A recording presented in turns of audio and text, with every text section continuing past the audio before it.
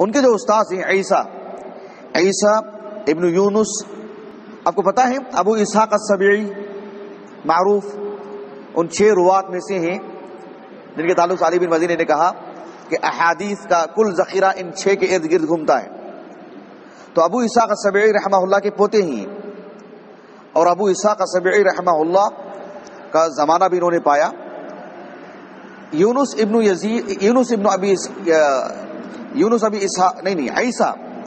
عیسیٰ ابن یونس ابن ابی اسحاق. تو عیسیٰ ابن یونس جو ہے، عیسیٰ ابن یونس، اسرائیل ابن یونس، یوسف ابن یونس، یہ تینوں بھائی ہیں.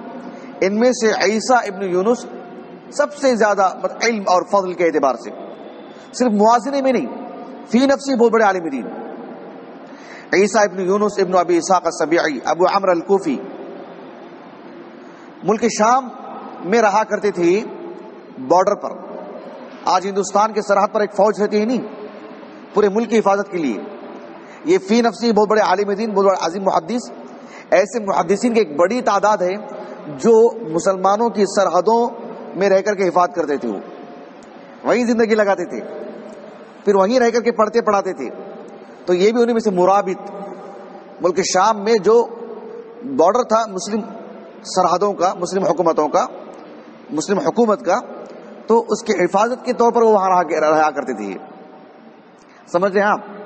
امام ذہبی کہتے ہیں رحمہ اللہ، ہارون رشید رحمہ اللہ کے یعنی فوج میں ایک بڑی تعداد ایسی تھی سرحد وغیرہ میں جنہوں نے کبھی اپنا نام نہیں لکھوایا، ہاں کہ بیننا و بین اللہ، یہ ہماری نیکی ہمارے اور اللہ کے درمیان. 40,000 سے زائد، جس میں علم و فضل والے بہت لوگ ہیں.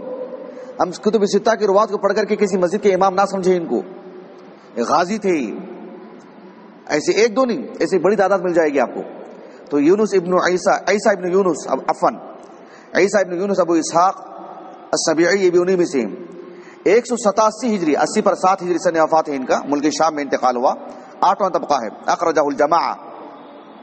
حافظ ابن حجر رحمہ اللہ نے کہا کہ ثقۃ مأمون. احمد بن حنبل، ابو حاتم الرازی، یعقوب ابن شیبہ، ابو عبد الرحمن النسائی، خالد بن خراش، علی بن المدینی، یحییٰ بن معین، حافظ بن حبان، امام حاکم، ان سب اصحاب علم نے ان کو ثقہ کہا ہے. امام احمد بن حنبل سے عیسیٰ ابن یونس ابو اسحاق الفزاری، بہت معروف ابو اسحاق الفزاری، نام سنا آپ نے؟ 182 ہجری سے وفات ہے ان کا. ہارون رشید رحمہ اللہ سے کسی نے کہا کہ جو ہے مطلب دیکھو لوگ حدیثیں وضع کرنے لگے ہیں، نبی کے نام پر حدیثیں گھڑنے لگے ہیں. کہا کہ جب تک ابن المبارک اور ابو اسحاق الفزاری جیسے لوگ زندہ ہیں ناممکن ہے کہ کوئی نبی کے نام پر حدیث وضع کرے. ابو اسحاق الفزاری اہل السنہ کے بڑے علماء میں سے. اور مروان ابن معاویہ، ان 3 اصحاب علم کے متعلق امام احمد بن حنبل سے پوچھا گیا ایہم اثبت، کہا کہ ما منہم الا ثبت، ان تینوں میں سے سب تو اسی درجے کے ہیں، عیسیٰ ابن یونس، مروان ابن معاویہ، ابو اسحاق الفزاری. البتہ سب سے آگے کون ہے ان میں سے کسی خاص اعتبار سے؟ امام احمد بن حنبل نے کہا کہ ما منہم الا ثقہ الا ان ابا اسحاق ومکانہ فی الاسلام. یعنی اہل السنہ کی اگر بات کرتے ہیں، اعتقادات میں برتری کی اگر بات کرتے ہیں، علم و فضل میں، مقام اور مرتبہ میں، تو ابو اسحاق الفزاری رحمہ اللہ.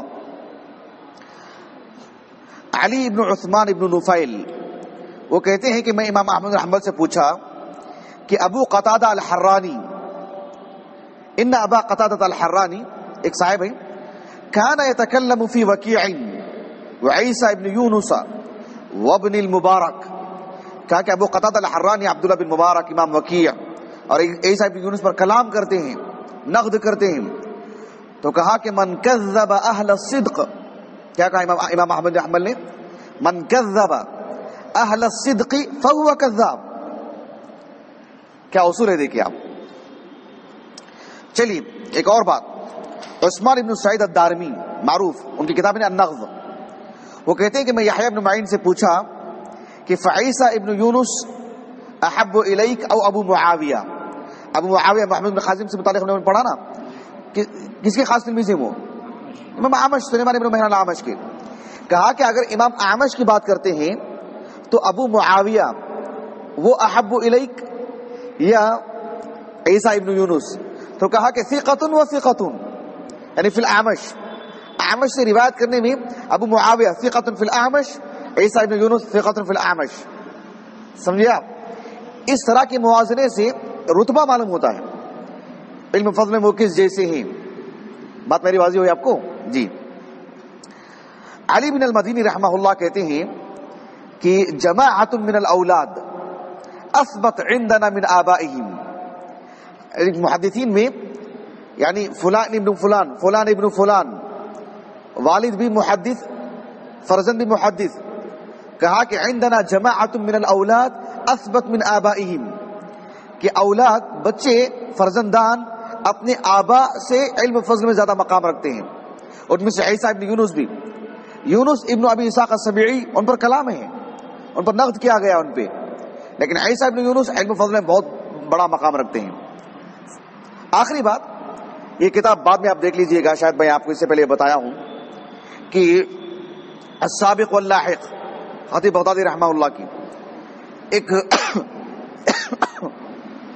ایک محدث ہے حماد ابن سلمہ بصرہ کے، بہت بہت عظیم انسان، عظیم عالم دین، حماد ابن سلمہ 160 پر 7 ہجری سے وفات ان کا، حماد ابن سلمہ. ایک اور ہیں جن کا نام ہے الحسن ابن عرفہ، ان کی احادیث پر ایک جز ہے، جز الحسن ابن عرفہ، دیکھا آپ نے؟ میرے پاس ہے، شیخ عبد الرحمن الفریوائی کی تحقیق سے. ان کے 10 اولاد تھی، ان کی 10 مبشرہ پر نام رکھا تھا انہوں نے. الحسن ابن عرفہ 110 سال ان کی عمر، سمجھ رہے ہیں آپ؟ 110 سال ان کی عمر ہے. 140 ہجری میں پیدا ہوئے، 250 ہجری میں انتقال ہوا ان کا. بات واضح ہو رہی ہے آپ کو؟ تو عیسیٰ ابن یونس سے متعلق ایک بات یہ ہے کہ حماد ابن سلمہ وہ بھی ان سے روایت کرتے ہیں. حماد ابن سلمہ کا انتقال کب ہوا؟ ان سے 20 سال پہلے. عیسیٰ ابن یونس سے 20 سال پہلے کس کا انتقال ہوا؟ حماد ابن سلمہ کا. اور حسن ابن عرفہ کا انتقال کب ہوا؟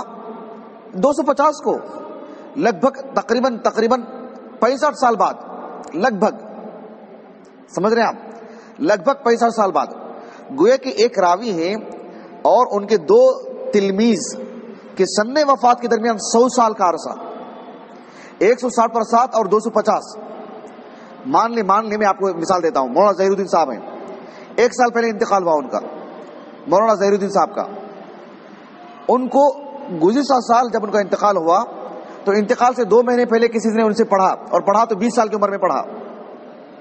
اور جب وہ تھے تقریباً 30 سال کی عمر میں، وہ یعنی میں کہہ رہا ہوں کہ 1960 کی بات کر رہا ہوں، 1960 میں کسی نے ان سے پڑھا اور 1960 میں انتقال ہو گیا. 1960 میں ان کے ایک تلمیذ کا انتقال ہو گیا، اور ان کا انتقال ہوا تقریباً 2016-17 کو. اور ان کا جو دوسرا تلمیذ جو ابھی پڑھا ان کے پاس، اس کا انتقال ہوا 2050 کو یا 2060 کو انتقال ہوا اس کا. تو ان کا ایک تلمیذ انتقال ہوا 1960 کو، ان کا دوسرا تلمیذ انتقال ہوا 2060 کو. تو اگر جس کو اس کا علم نہیں ہوگا وہ سمجھے گا کہ روایت میں انقطاع ہے، روایت میں انقطاع ہے. جس کا انتقال 2060 میں ہوا وہ ان کو رکھ کر کے یہی کہے گا کہ انقطاع ہے، کیونکہ ان کا تلمیذ تو 1960 میں انتقال ہوا اس کا. مطلب ہے کہ راوی کی عمر اتنی لمبی ہے کہ تلامذہ ان کے اتنی کثرت سے ہیں، کچھ پہلے انتقال ہوئے، کچھ بعد میں انتقال ہوئے. کسی کا آغاز میں، کسی نے ان کے انتقال کے وقت میں پڑھا تو پھر بہت بعد میں انتقال ہوا اس کا. سمجھے اس نقطے کو؟ اس چیز کو سمجھانے کے لیے اس کتاب کو الگ کیا انہوں نے، خطیب بغدادی نے رحمہ اللہ، السابق واللاحق. یعنی ایک راوی سے سابق کون ہے، ان کا لاحق کون ہے. بات واضح ہوئی آپ کو؟